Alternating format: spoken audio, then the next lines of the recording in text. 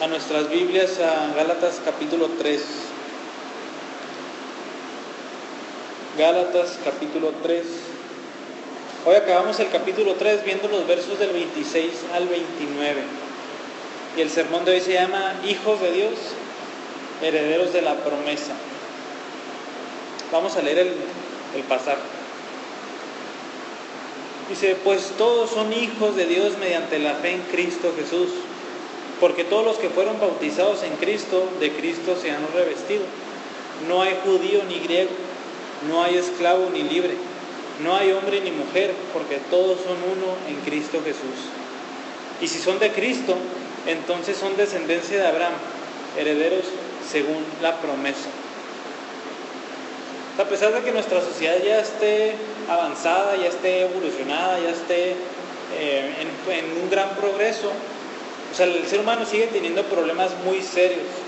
O sea, a pesar de que la ciencia y la tecnología nos han facilitado muchas cosas, que ya vimos en su momento que es la gracia común de Dios, el que nos permita hacer estos desarrollos para nuestro bienestar. O sea, por ejemplo, en las medicinas, en la salud, o sea, sabemos que, o sea, imagínense en los tiempos de antes lo que era un dolor de cabeza, que no se lo pudieran quitar. Y ahorita nosotros podemos acudir a una pastilla y gracias a Dios se nos quita. O cualquier, se quiebre un brazo, etcétera, pues antes cómo le hacían. Imagínense nada más y ahorita los avances que tenemos. También en nuestras máquinas, para hacer comida, todo nos facilita mucho. También la ciencia nos ha permitido comprender cómo es la naturaleza, etcétera. O sea, todo eso es muy bueno. Pero a pesar de estos avances, en el ser humano hay un problema muy serio que, o sea, todo ese avance científico no puede arreglar. Y todo eso es una sola pregunta. Lo que el hombre, donde está el problema ahí serio del ser humano. Esta pregunta define cómo piensa el hombre, cómo se desenvuelve, cómo actúa. Y esa pregunta es: ¿quién soy? Esa pregunta, ¿quién soy? O sea, la ciencia no contesta esa pregunta. Lamentablemente da una respuesta, pero es una equivocada.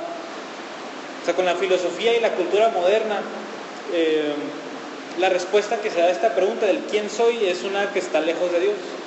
La respuesta que recibimos, ¿cuál es?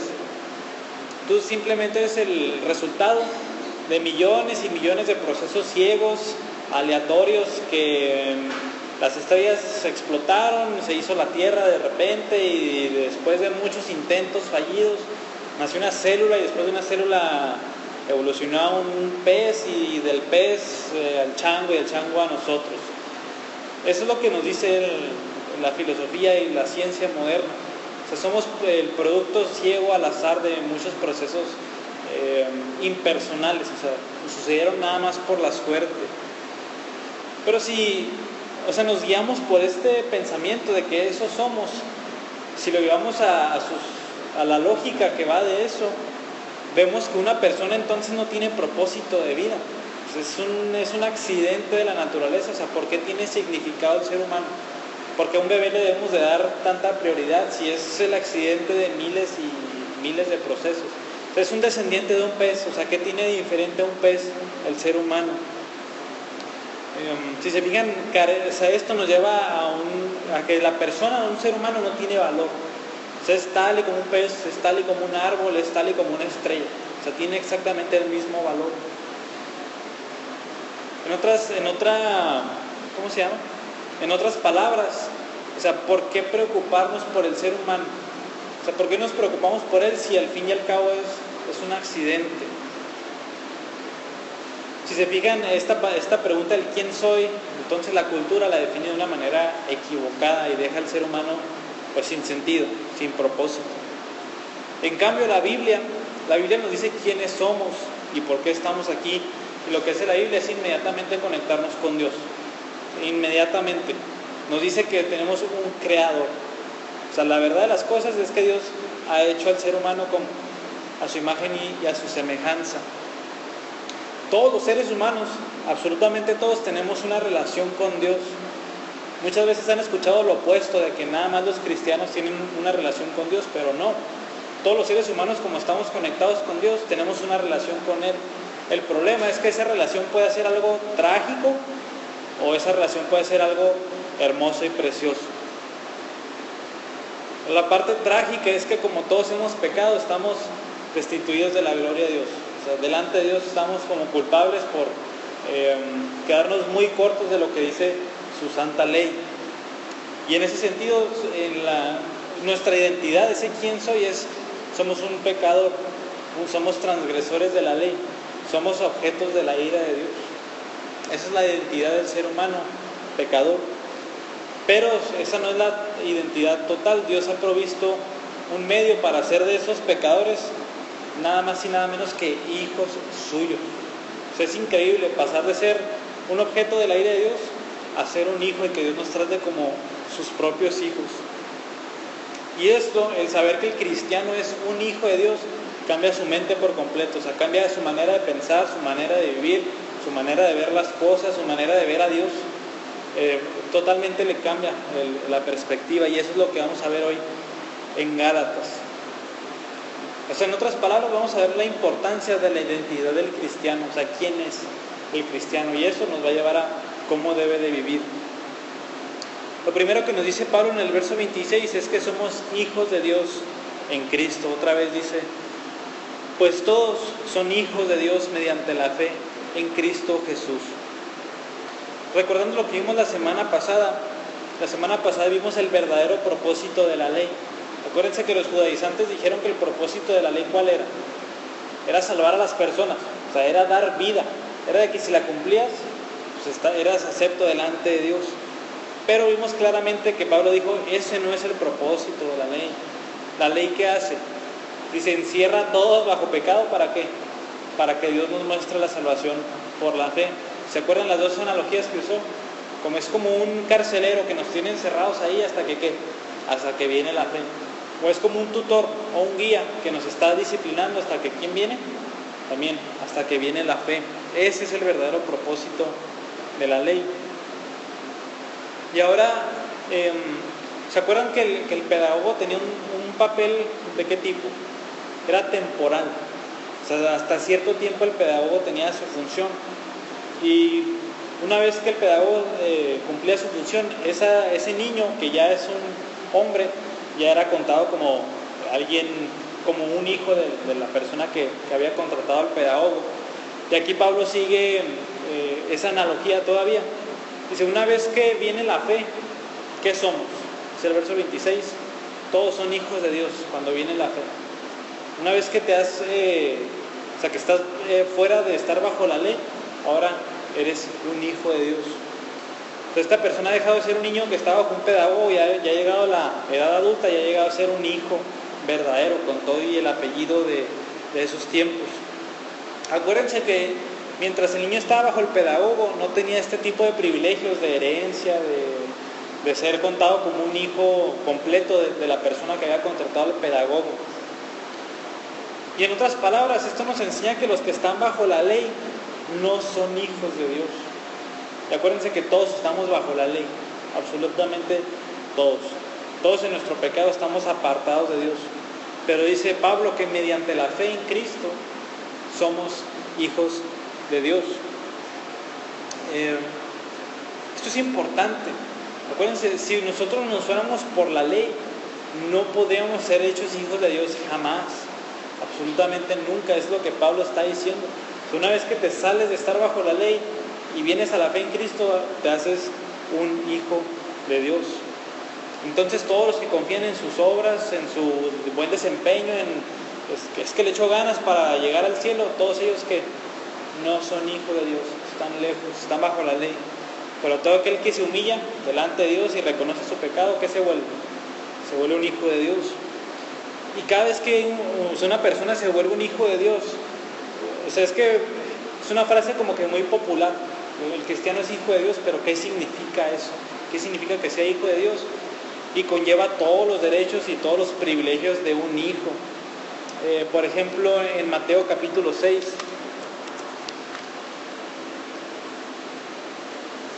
En Mateo capítulo 6, verso 9, el Señor Jesús aquí nos enseña a orar. ¿Y cómo nos enseña a orar? Dice, ustedes pues oren de esta manera, ¿cómo? Otra vez, Padre nuestro. También es una oración que la tenemos tan memorizada que nunca nos hemos puesto a pensar qué significa. ¿Cómo le llamamos a Dios? Padre nuestro. Pues así como un niño chiquito le dice, papá, necesito un cereal, papá, necesito una mochila. O sea, de esa manera tan dependiente, tan íntima. Así dice el Señor Jesús que ahora le podemos orar a nuestro Dios como un Padre. Es que Padre nuestro, tengo esto, Padre nuestro, perdóname, Padre nuestro, esto. Es una relación muy íntima. O sea, ya no vemos como ya al Dios juez que está sentado en su silla de juez para juzgar al mundo. No, ¿cómo lo vemos ahora? Cercano, íntimo, como un Padre. Por lo tanto, verso 32, ahí mismo de Mateo 6, dice, porque los gentiles buscan ansiosamente todas estas cosas que su Padre Celestial sabe que necesitan de todas estas cosas. Aquí dice el Señor Jesucristo que así como un padre vela por su hijo, o sea, el padre trabaja ¿para qué? Para que no le falte comida, para que no le falte hogar, para que no le falte educación. O sea, de esa manera dice el Señor Jesucristo que Dios nos trata ahora. O sea, dice el Señor Jesucristo, ustedes no se afanen por las cosas materiales. O sea, su Padre que está en los cielos sabe que necesitan de esas cosas. O sea, Él los cuida, Él no los va a desamparar. O sea, Dios tiene control absoluto de sus vidas, por tanto, no estén ansiosos. El Señor los cuida como un padre a un hijo. Hebreos 12 nos dice que Dios nos trata como un hijo en cuanto a la disciplina. Aquí es ya lo que no nos gusta mucho, ¿verdad? Acuérdense que el papel de un padre, ¿qué es? Es moldear al hijo. O sea, si hace algo malo, ¿qué le hace? Le dice que no, y si persevera en eso, ¿qué hace el padre? Unas nalgadas. ¿Por qué? Porque lo está formando en su carácter. Y así mismo Hebreos 12 dice como si nosotros hemos llegado a ser hijos de Dios, ¿qué conlleva? La disciplina, la vara. Dios lo que quiere para nosotros es hacernos como ¿quién? Como el Señor Jesucristo. Y para eso, ¿qué necesitamos? Tristemente, por nuestra obstinación, por nuestro pecado, necesitamos la vara. Ahí dice que Dios a todo el que recibe por hijo, lo azota. ¿Y es para su mal? Por supuesto que no. Así como cuando un padre azota a su hijo, ¿es para su mal? Claro que no, es para su bien, totalmente para su bien. Dice, Dios también nos azota para nuestro bien, para formar nuestro carácter. Y a pesar de que no nos guste, es un privilegio hermoso que viene cuando somos hijos de Dios. En Romanos 8:17 también nos dice que llegamos a ser herederos de Dios.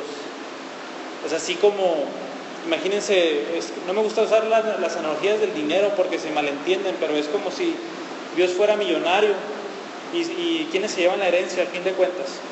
Los hijos.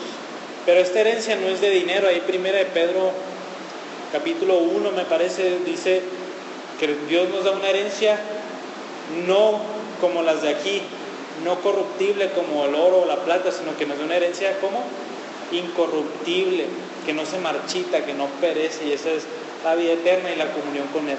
Esa es la clase de herencia que nos da Dios. Entonces, si se fijan, bueno, y esto fue rápido, o sea, esto es una de las bendiciones que nos llegan de ser hijos de Dios, pero es un privilegio hermoso. ¿Y cómo viene? ¿Cómo podemos adquirir todo eso? O sea, que le podemos llamar a Dios nuestro Padre, que Dios nos cuide como un padre o un hijo, que Dios nos discipline, que seamos herederos suyos. ¿Cómo vienen todas esas bendiciones? ¿Qué dice Pablo ahí? Mediante la fe en Cristo. O sea, es asombroso que yo no tengo que ganármelas. Yo no me tengo que ganar el amor de Dios. Yo no me tengo que ganar todas las bendiciones que me da, sino solamente ¿qué tengo que hacer? Tener fe en el Señor Jesucristo. Así que es increíble. O sea, esto es totalmente la otra cara que nos dan todas las religiones. Haz esto, haz esto y vas a recibir la bendición de Dios. O los que no son religiones también dicen haz esto y te vas a mejorar. Así es que así es la vida, pero no. La Biblia dice, confiesa tu pecado, arrepiéntete y ten fe en el Señor Jesucristo. Nada más para que quede claro, Juan 1:12 dice: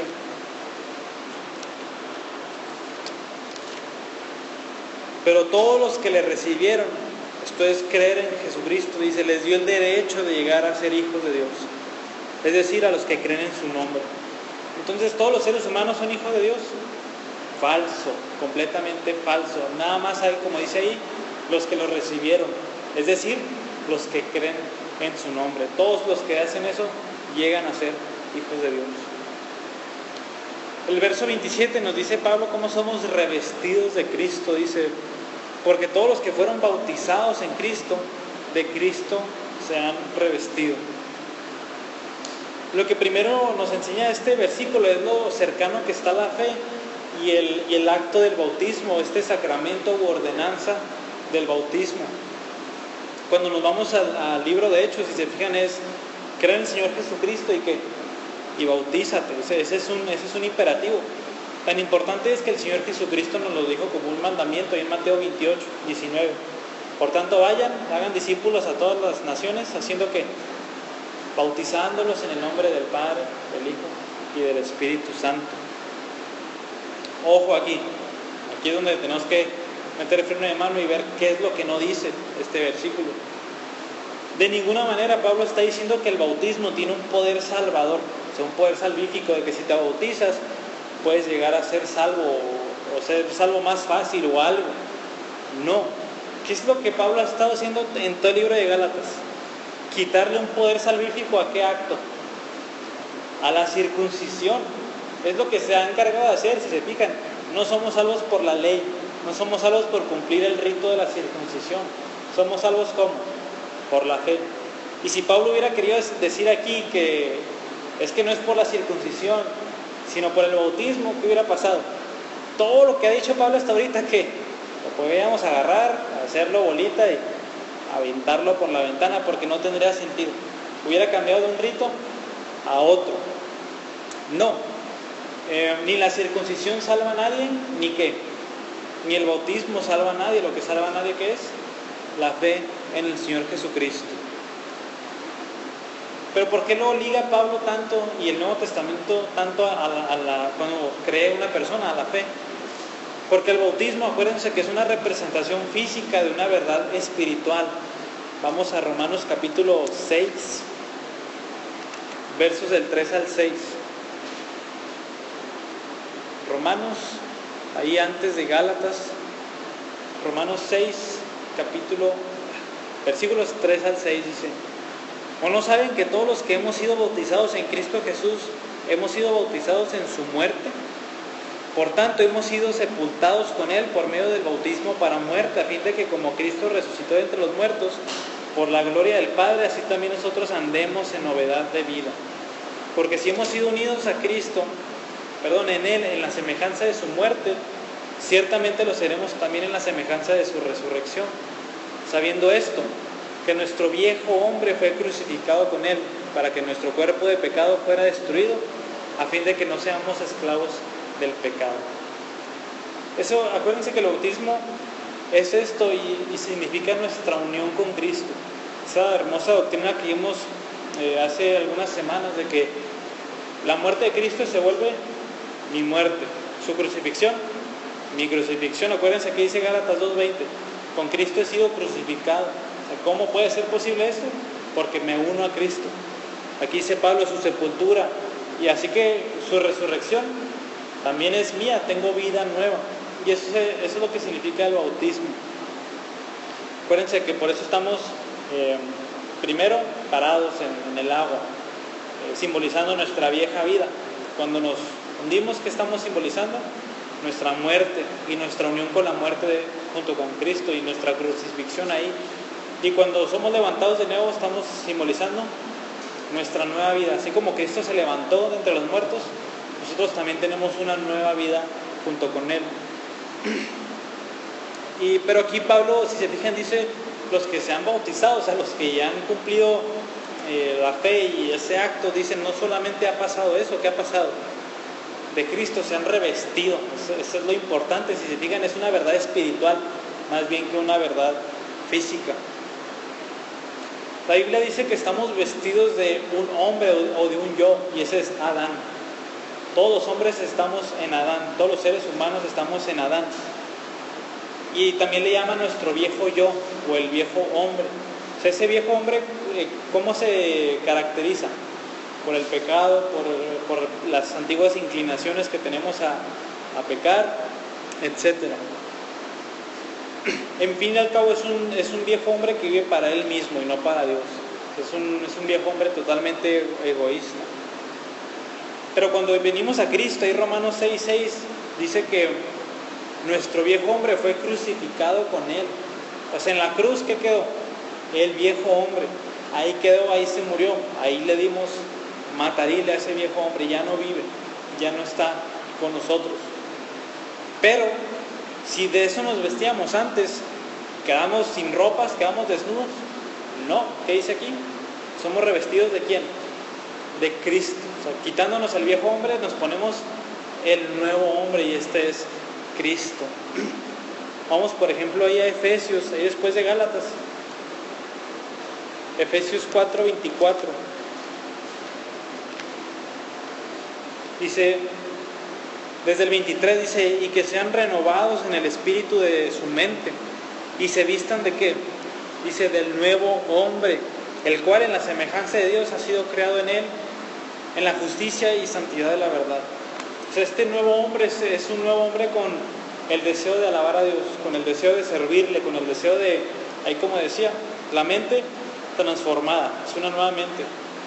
Nuestra moralidad totalmente nueva, dice, estar instruido en la justicia y en la verdad. Eso es el nuevo hombre. O sea, por eso es tan importante el testimonio del cristiano, la importancia de cómo vive el cristiano. O sea, si esto ha sido una verdad, es una realidad que él ya se ha vestido del nuevo hombre, y así es como debe de andar. Sus pensamientos ya son los pensamientos de Dios. O sea, ya no tiene juicio propio, sino que se somete a lo que Dios dice.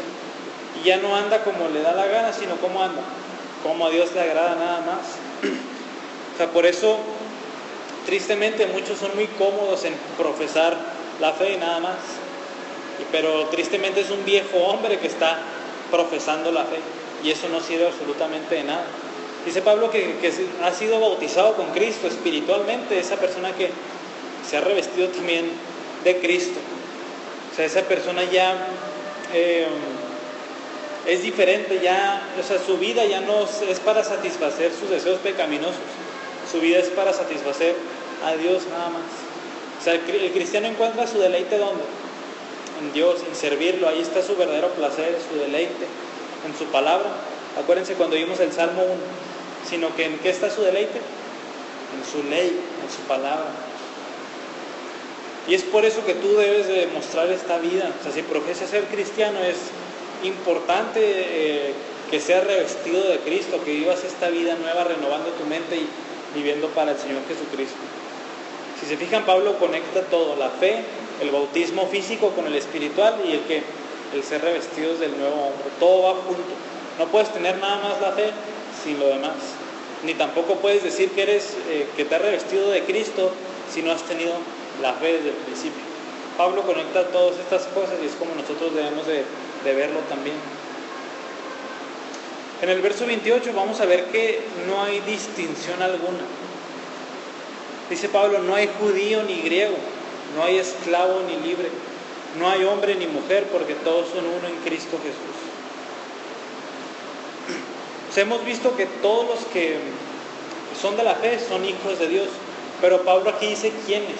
O sea, hablando ya en personas, dice quiénes. Y en resumido dice Pablo que no importa tu trasfondo étnico, no importa tu estatus social, no importa tu sexo, tú puedes venir a la fe en Cristo Jesús y ser un hijo de Dios.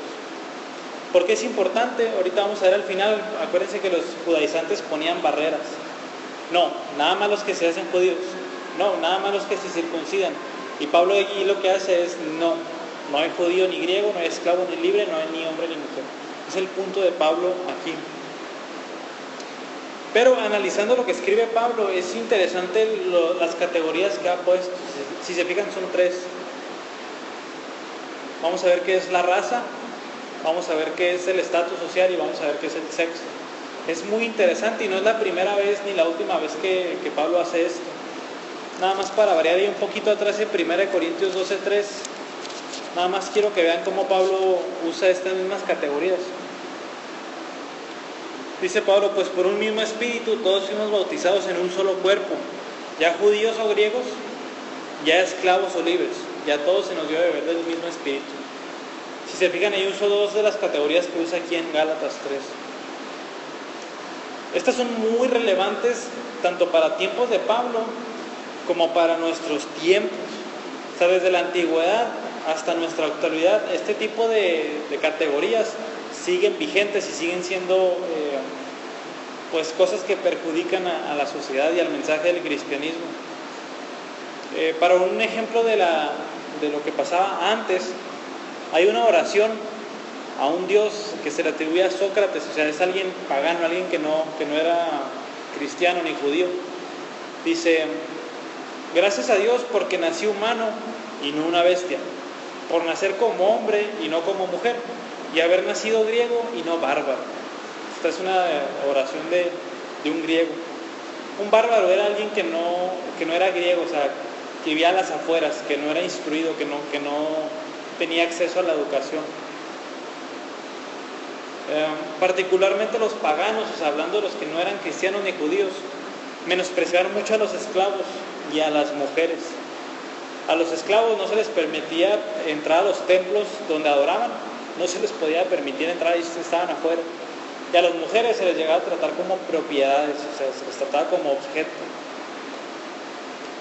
Tristemente, en los judíos no era nada mejor la situación. Obviamente estamos hablando de los judíos no creyentes, los judíos como raza. Fíjense una oración de un judío del primer siglo. Dice: bendito sea, Señor nuestro, Rey del universo, porque no me hiciste extranjero. O sea, esto es, no me hiciste griego, bárbaro, mexicano, o sea, me hiciste israelita. Bendito sea, Señor nuestro Dios, Rey del universo, porque no me hiciste un esclavo. Bendito sea, Señor nuestro Dios, Rey del universo, porque no me hiciste una mujer. O sea, esta es una oración de un judío del primer siglo. Entonces, si se fijan, por eso Pablo tuvo que hacer estas diferencias. Vamos a ver la primera, dice: no hay judío ni griego. Y esta es la división étnica, o sea, de raza. Yo soy israelita y tú eres griego. Y esta es la más fuerte de todas. ¿Por qué? Desde la perspectiva judía, que es lo que Pablo está atacando más que nada, o sea, el mundo se dividía en dos, en los judíos y en los no judíos. O sea, era todo lo que había, judíos y no judíos. Esta distinción estaba tan marcada para ellos que, en primer lugar, en la adoración se hacía esta diferencia. En el templo que existía en tiempos del Señor Jesucristo, había un apartado para el pueblo de Israel y había otro apartado, o sea, otro salón para los que no eran judíos.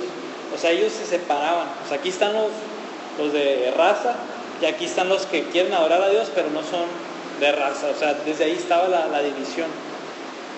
Número 2, en el matrimonio. O sea, un judío no podía casarse con una no judía, ni una judía no podía casarse con un no judío, estaba prohibidísimo.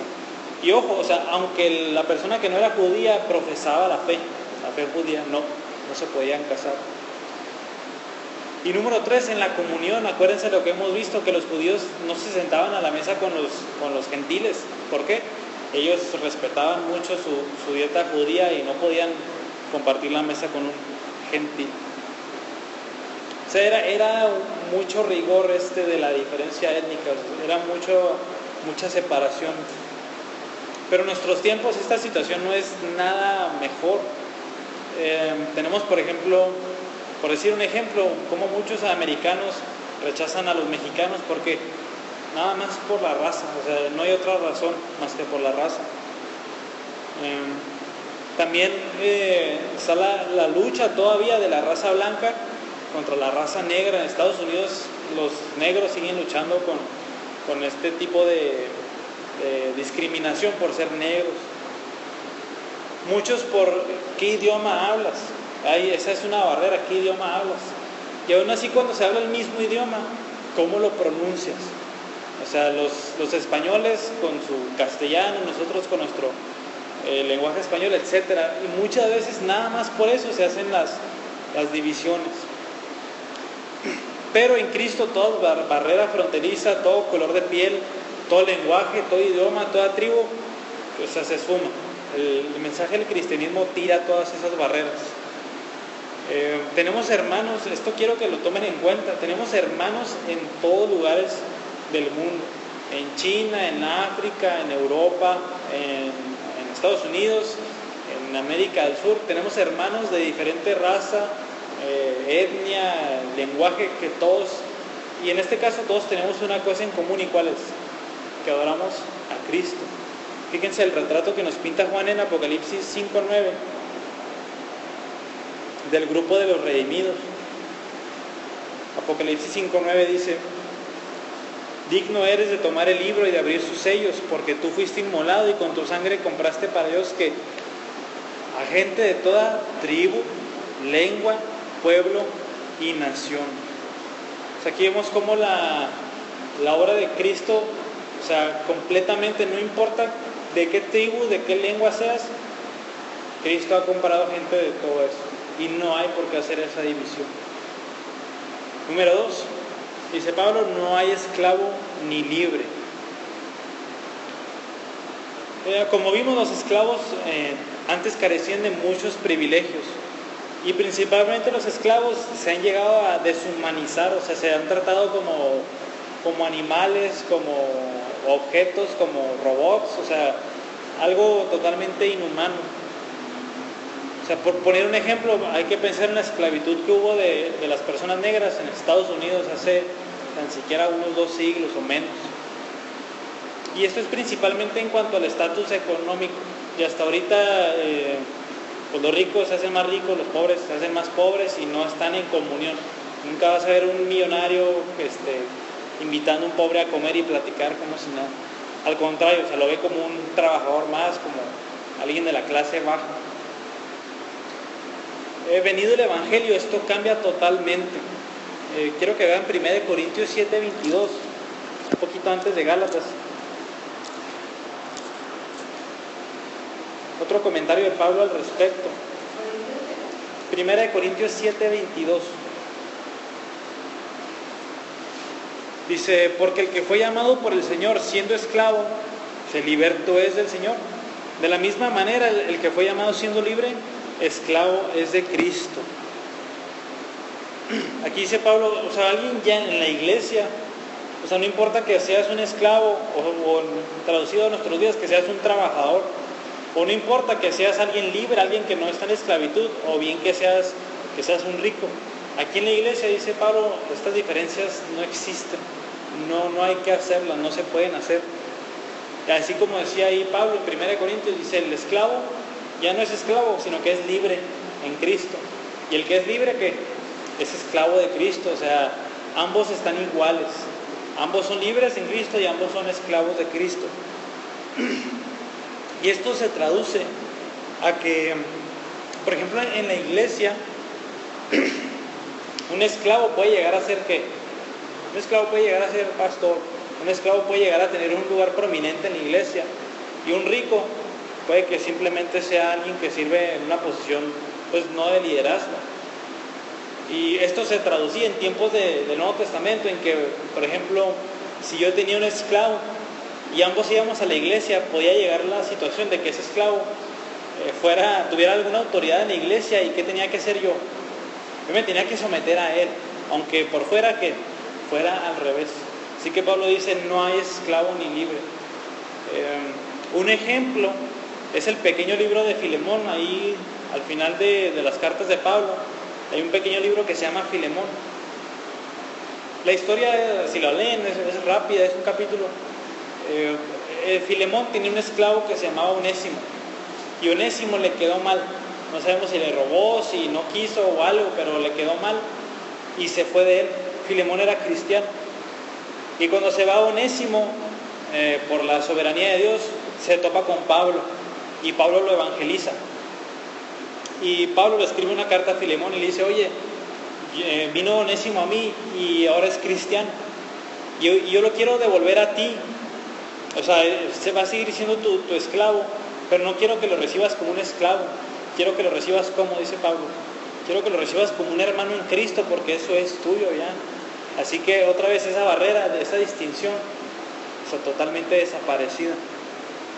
Así que si quieren saber más de eso, lean el pequeño libro de Filemón. Y dice Pablo, al final dice, no hay hombre ni mujer.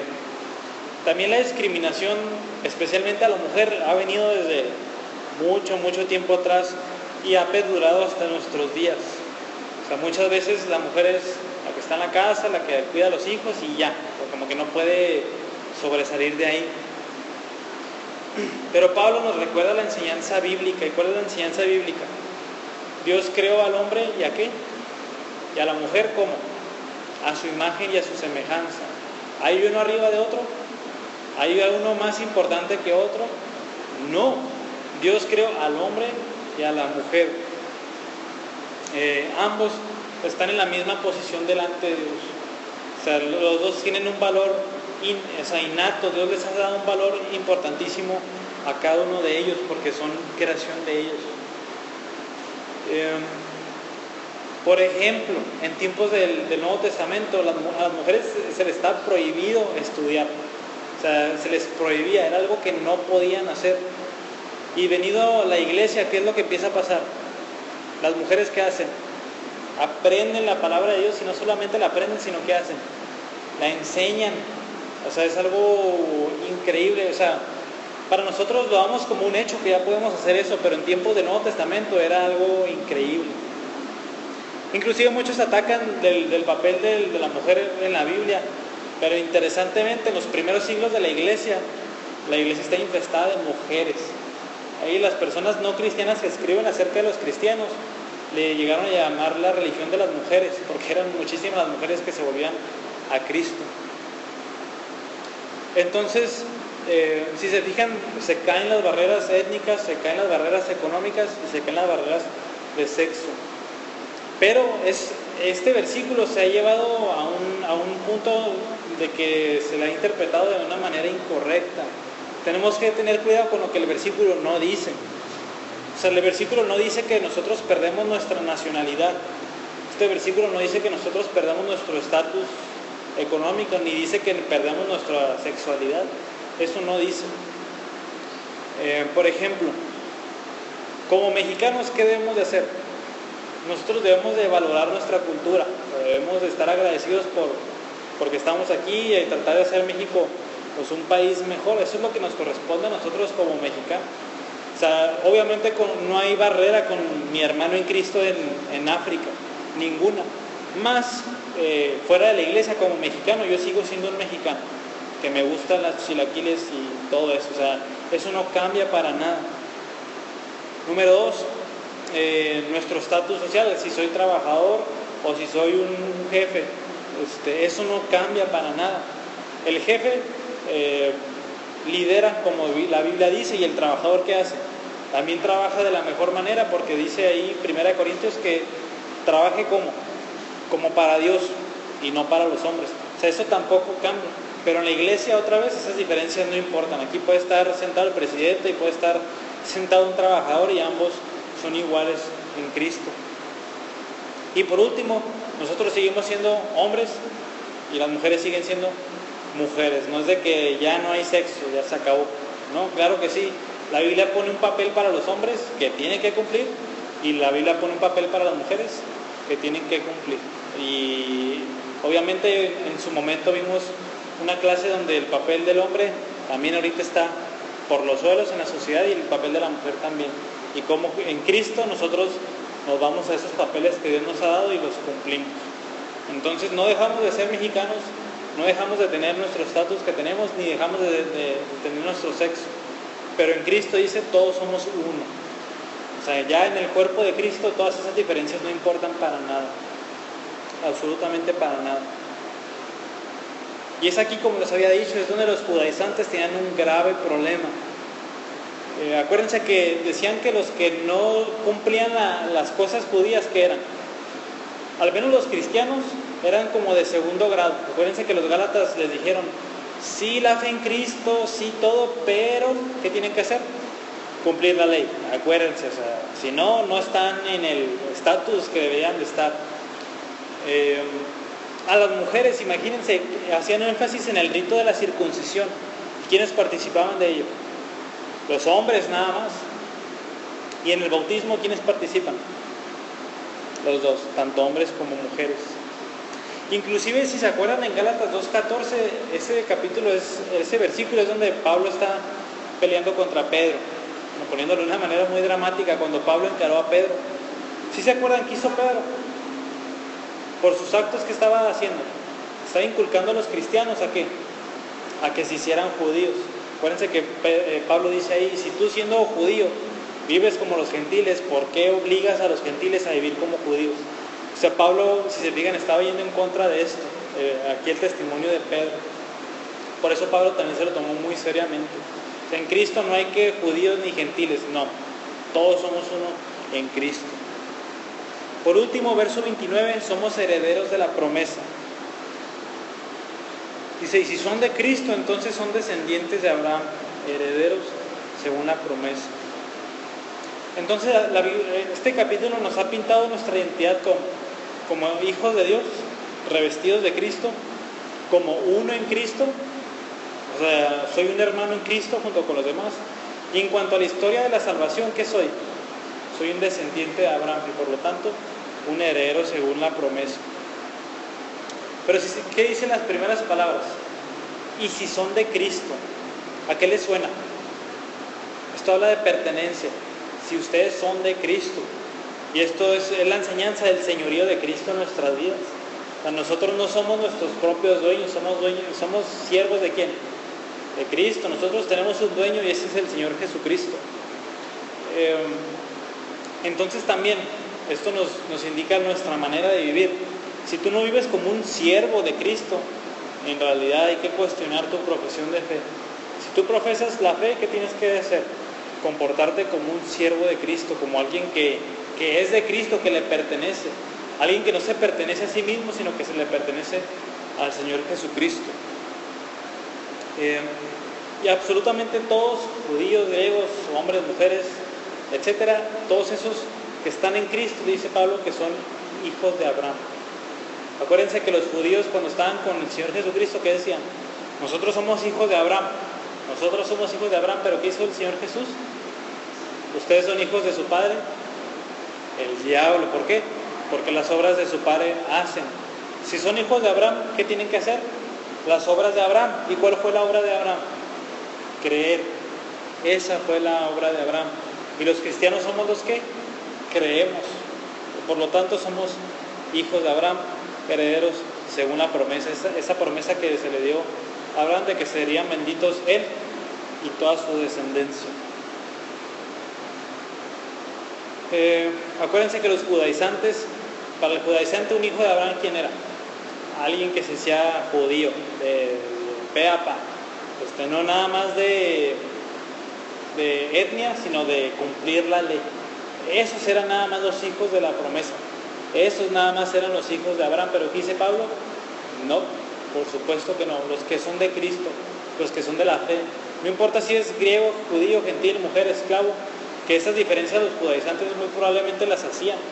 Acuérdense, o sea, tan impuestos a su rigor de la circuncisión o a que se hicieran judíos, ellos empezaron a hacer de lado a las personas. Pero dice Pablo, no. Cualquier persona, no importa quién, si profesa fe en Cristo, es un heredero de la promesa. Entonces cualquier persona puede ser contada como heredero de esta promesa. O sea, tú, yo, tu vecino, todos podemos ser contados como herederos de la promesa. Pero la pregunta es, ¿realmente eres un hijo de Abraham?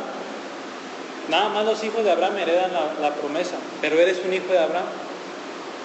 ¿Eres de Cristo? O sea, ¿le perteneces realmente? O sea, ¿tu vida qué demuestra? ¿Que eres de Cristo o que eres de ti mismo?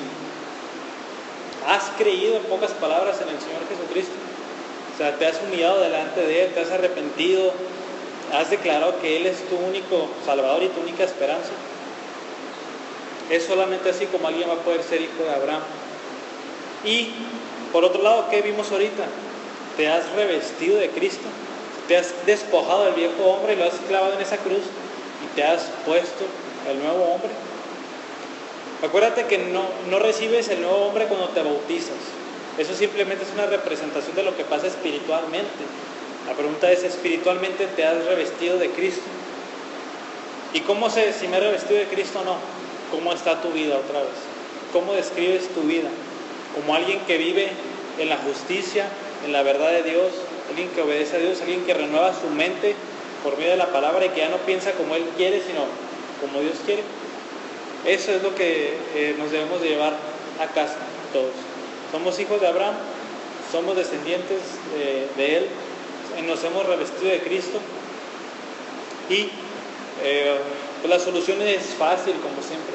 Siempre es fácil la solución, y lo importante es humillarnos y confesar verdaderamente nuestro Salvador Jesucristo. Vamos a orar. Señor, damos gracias porque nos das una identidad, nos das la oportunidad de ser hijos tuyos, con todas las bendiciones que con ello conllevan. En cuanto a los demás cristianos, tú dices que no importa quién somos, hermanos en Cristo. En cuanto a la historia de la salvación, yo soy contado como un hijo de Abraham. Señor, ayúdanos a entender que no es por la ley, no es por las obras, no es por mi supuesta obediencia, sino es solamente por la fe en Cristo en que puedo hacer esto. Señor, concédenos el arrepentimiento, concédenos la fe, para así vivir una vida que verdaderamente describa que somos tuyos.